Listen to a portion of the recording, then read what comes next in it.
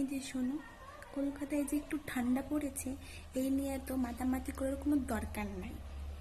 একটু কি ঠান্ডা হালকা হাওয়া দিয়েছে, অমনি লোকজনের শুরু হয়ে গেছে যে উফ কি ঠান্ডা, দার্জিলিংয়ের মতো কলকাতাতেও ঠান্ডা পড়েছে, হিল স্টেশনের মতো লাগছে, আরও কত কি। থামো বাবা থামো, এত মাতামাতি করে কোনো দরকার নাই, বুঝছো? কেন জানো? এগুলো কইলে শীতের গায়ে নজর লাগে।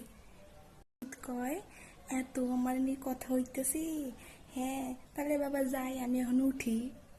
আর তারপরেই শুরু হয়ে যায় ফেব্রুয়ারিতে ফাটানো গরম, 36 ডিগ্রি। গত বছরের কথা মনে পড়ে? আমার তো ভাবলেই এখনো ট্রমা হয়। ওরে বাবারে, ঘুমাইতে গেলেই মনে হয় যে এসি কাজ করবে তো, ফ্যানকে শুধু গরম বাতাস দেবে।